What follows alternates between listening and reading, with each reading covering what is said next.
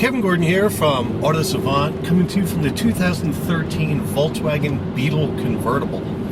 This is the 50s edition version of the Volkswagen Beetle Convertible, and it's the base engine version. The Beetle Convertible comes in a bunch of different flavors. You can get it with its 2.5 liter inline 5, like this one has, with the familiar 2 liter turbocharged gasoline engine, as well as the turbo diesel for the first time. That turbo diesel wins the rank of the most fuel efficient convertible available on the market today.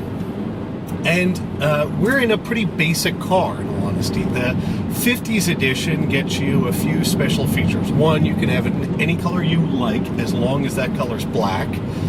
You get tan or beige leather seats, and just in case you're particular or highly observant, you might notice that this one doesn't quite match what you'll see on the website, and that's because it's a pre-production model. It doesn't have all the finishing touches that wind up on the production one. So the 50s edition of the Beetle Convertible, you get sort of steelies looking wheels with chrome center caps and actually lip caps as well.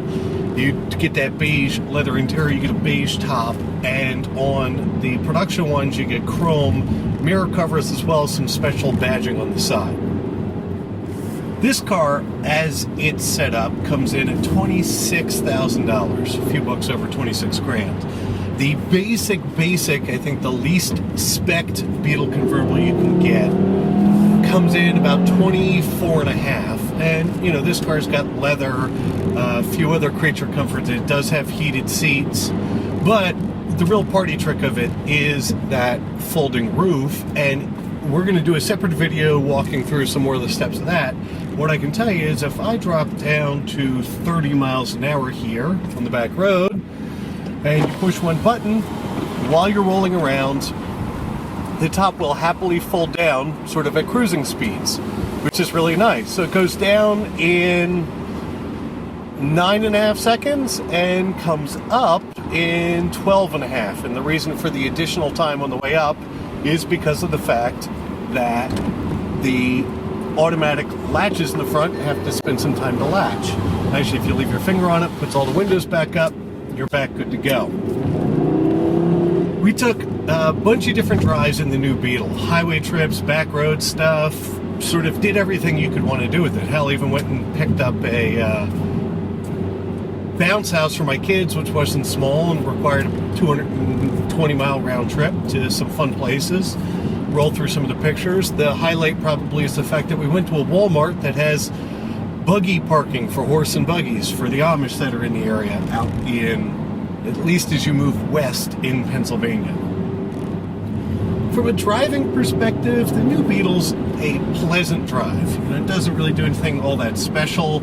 I think the one weird aspect of it, at least that I found, is the fact that you cannot defeat stability or traction control in any way, shape, or form. There's no button for it.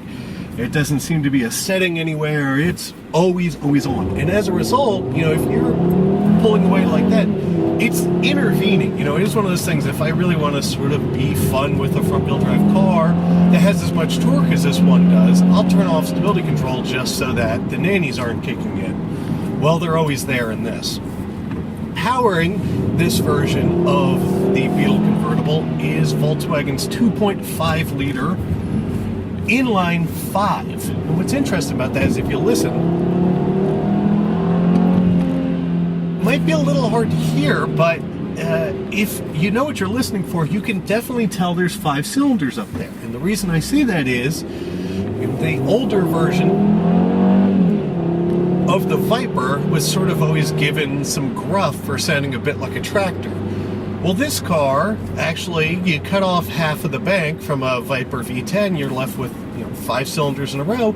Actually sounds pretty good. I think people have given it some sort of gruff in the past for being a little bit thrashy, but that's really because it's not a revvy motor. And, you know, that amount of power manages to motivate the car along just fine. I will say I find myself leaving the, you know, regular old 6-speed automatic transmission in its sport mode. In drive mode, it really is hunting for taller gears.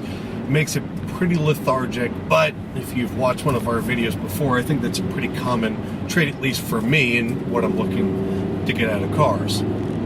The rest of the interior in the new Beetle, not known as the new Beetle anymore, known just as the Beetle, is pretty plain. You know, a lot of hard plastics up here. You know, the center console's a big scratchy thing. You do get this sort of piano black finishes in places like they've done on the Beetle for a long time. The steering wheel sort of, in all honesty, feels a little bit odd at this point because of the fact that it doesn't have any kind of steering wheel controls on it. But, you know, it's fine in here. Nothing to write home about, no super high fit and finish, but everything's well put together, sort of as German as you might expect it to be. The one thing the Beetle's always been good at is providing a nice driving position, as far as the fact that you don't wind up sitting on the floor. You sit up reasonably high, and even though you're sitting up high and you're in a convertible, you still get a ton of headroom, even with the new, much more sleek profile of the newer version of the Beetles. The rear seats are nothing to write home about, but for a convertible, they're probably about as good as you're going to get in this class of car. You can definitely put adults back there, with the exception of having the wind deflector in place. Now, if you put adults back there with no wind deflector and drive around with the top down, they get buffeted pretty strongly. It's not a car that is kind to rear seat passengers with the top down. Continuing along sort of interior space, the trunk in the Beetle is 7.1 cubic feet in size. It does have a place to store the wind deflector that you can see behind me when you're not using it. It's a little kludgy to put together, but once you do it once or twice, really wouldn't be such a hassle, and it's nice that it actually has a location for it. The other sort of interesting part of the Beetle Convertible is the fact that it has fold-down rear seats. The opening of those fold-down rear seats is not enormous, but you could definitely put longer things in here if you need to. And because they obviously were concerned with leaving that opening as big as possible, the one thing that all the Beetle Convertibles have is a real independent rear suspension setup. The lower level non-turbo Beetles have a torsion beam rear setup, where all of the Beetle Convertibles have the more advanced suspension. The reason for that, it's not really for performance in any way, it's because it takes up less interior packaging space, so it gives them some more room to be able to leave opening and for storage space in the trunk.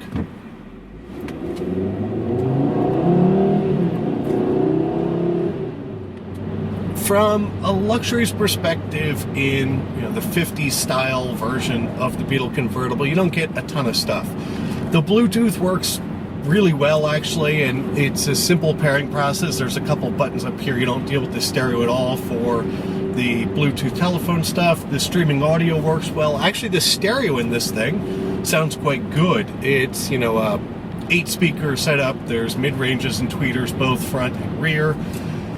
You get little, LED accents around the speaker grills that can light up a bunch of different colors, sort of a gimmicky thing, but, I guess it's at least it shows they're trying, right?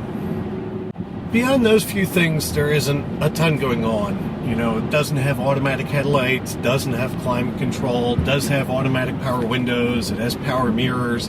I think the windshield washer nozzles are heated, but, not a ton of other stuff. But it is only 26 grand, and at 26,000 US dollars, that's a pretty competitive price for the market. A Miata that's outfitted well costs this much money, and has no rear seats.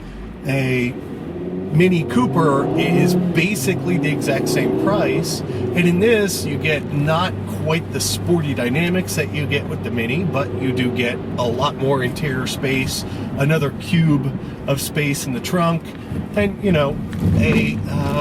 something that actually I think at this point may actually look better, which I know is sacrilege, but the Mini look has gotten to be, almost a little bit long in the tooth from its gimmickiness of it, right? So they did hit that retro note when they came out with it. Well, the new Beetle, the last version of this car, was sort of that same thing to me. It was a gimmick, it was really too bubbly for me. Now that they've really sort of chopped the roof and given it a more aggressive side profile, it's really a handsome little car, in my opinion. It's one of those things that I think that you'll see more men driving than you had in the past. So overall, it's a cheerful little thing. If having a convertible is important to you, it's definitely worth a look, especially at this price point. Again, it's not necessarily the most engaging thing to drive, but it might not be what you're in for, and they do make a bunch of other options if you want something that's sportier. So with that, Kevin Gordon from Autosavant.com. Look forward to talking to you guys soon.